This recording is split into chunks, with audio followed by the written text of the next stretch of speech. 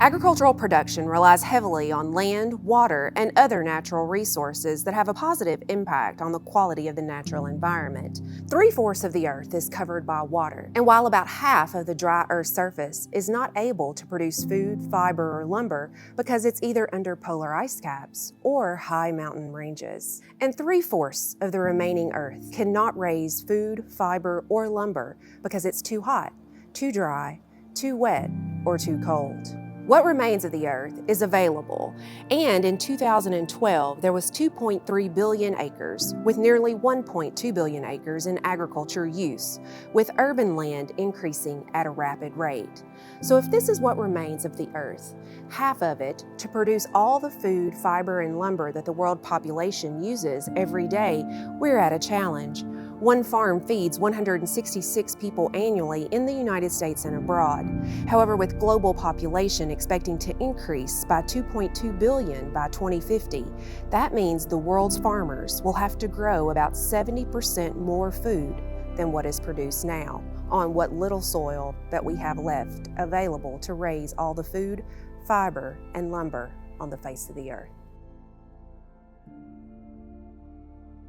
We've looked at several properties in Warren County, and I feel that the growth is unbelievable. We're having to compete with people I never thought we'd have to compete with on cattle ground. I feel like there's a sense of people seeing what the growth is like and thinking that agricultural property is worth double what it should be, and that's been really hard for us to navigate. I think we've been just kind of forced to move elsewhere, and I think we would both like to do what we're doing in Warren County, but it's come as a form of necessity because we need space, we need ground, we need area to have animals, and that's just something that we couldn't find, and I don't know if we will be able to, just with the way things are growing. So we're just looking to be able to purchase ground for what it's worth, and I guess that's up for discussion. It's made things incredibly challenging because a lot of people have a lot of different opinions on what something's worth.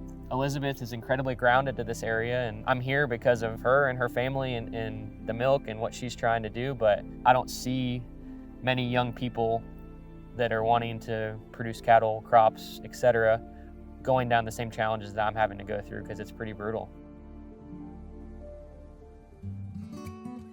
So the concerns I have with farming is, well, for starters, I would love to farm full-time, but you can't really do that in today's market because of the prices of seed and equipment and parts and everything.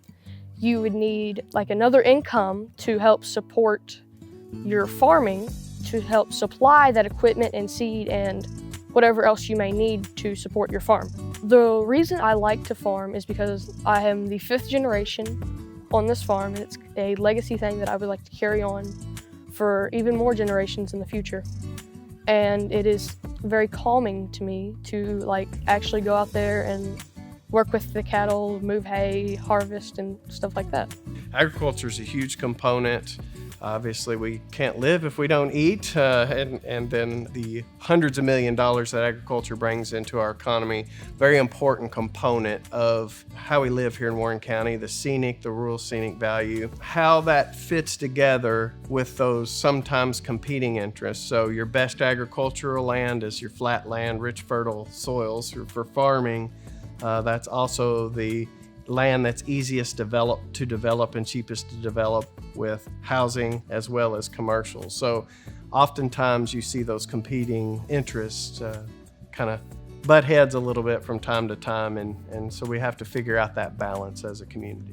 When we raise food close to where people live, it gives them that intimate connection with the land, the food, and the farmer who grew it. When we have food and food dollars and keep them in our local community, it not only helps our farmers, but other small businesses and entrepreneurs. Agriculturalists are natural stewards of the land. They strive to protect the natural resources that go right along with their livelihood, and so protecting the environment is one of their #1 goals. When we talk about growing for tomorrow, we must feel blessed to live in this community. We get to enjoy the amenities of a progressive growing city, yet within a short drive, we're able to enjoy the vast and vibrant landscapes of our rural farming community. However, we must take great pride in this, and with great collaboration and planning, we can make sure to enhance and keep those 2 great sectors of our community for generations to come.